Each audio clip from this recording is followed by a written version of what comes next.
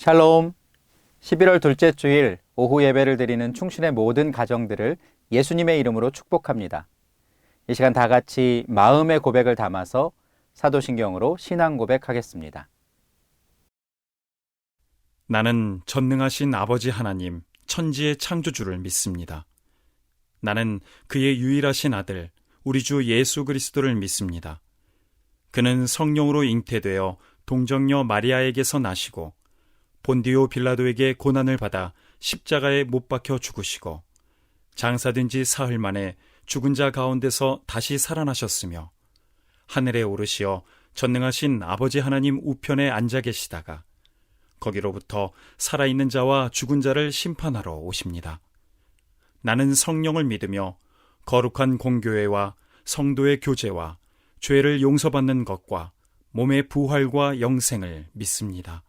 아멘.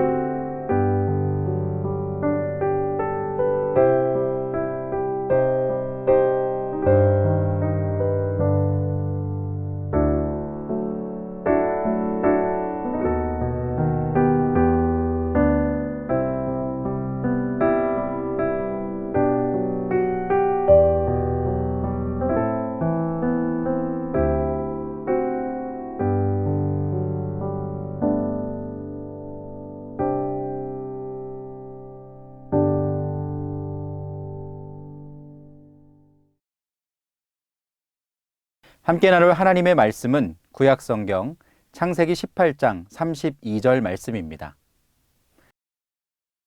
먼저 개역 개정으로 보겠습니다. 아브라함이 또 이르되 주는 노하지 마옵소서. 내가 이번만 더 아뢰리이다.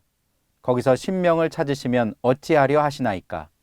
이르시되 내가 신명으로 말미암아 멸하지 아니하리라. 아멘.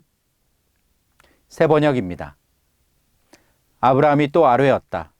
주님, 노하지 마시고 제가 한 번만 더 말씀드리게 허락하여 주시기 바랍니다.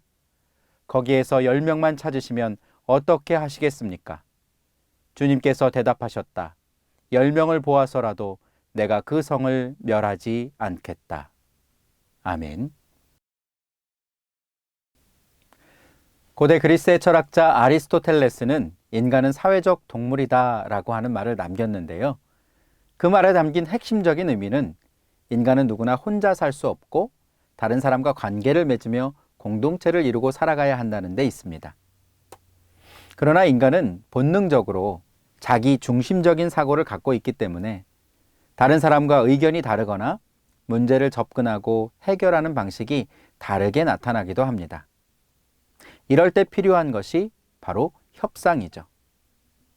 협상의 사전적 정의는 어떤 목적이 부합되는 결정을 하기 위하여 여럿이 서로 의논하는 것입니다. 이는 개인의 이익이나 기업 혹은 국가와 같은 공동체의 이익을 위해 각각의 입장을 주장하면서 상호 간에 만족할 만한 수준으로 합의에 이르게 되는 것을 말합니다. 오늘 본문에도 보면 믿음의 조상 아브라함이 자신의 목적을 가지고 하나님께 협상을 제안하는 장면이 기록되어 있습니다.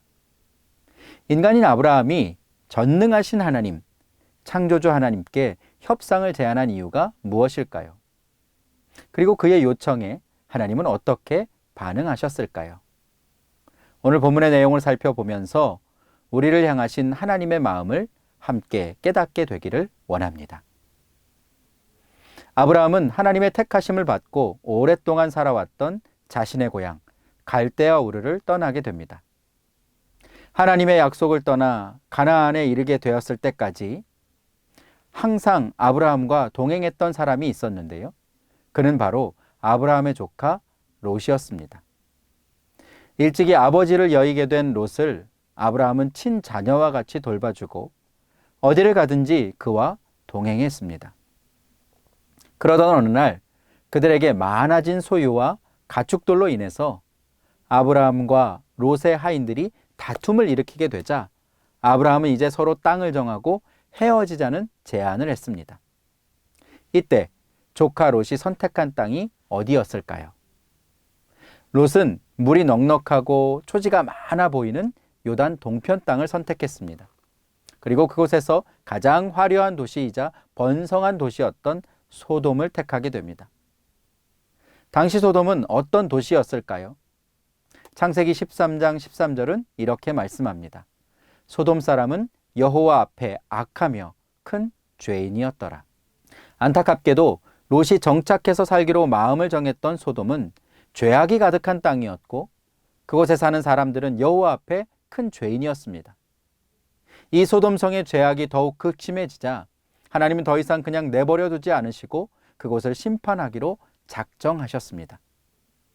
그런데 그때 하나님께서 소돔성을 멸하시겠다는 말을 듣게 된 아브라함이 그곳을 멸망시키지 말아달라고 하나님 앞에 간청을 했습니다. 왜 그랬을까요? 그곳에는 자신이 사랑하는 조카 롯과 그의 가족들이 살고 있었기 때문입니다. 그래서 아브라함은 하나님 앞에 협상을 제안합니다. 본문 24절 말씀입니다. 그 성 중에 의인 50명이 있을지라도 주께서 그곳을 멸하시고 그 50의인을 위하여 용서하지 아니하시리이까. 아브라함은 하나님, 이 성에 50명의 의인이 있다면 심판을 멈춰주세요.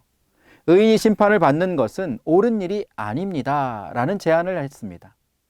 하지만 아무리 찾아보아도 소돔성에는 50명의 의인이 없었습니다.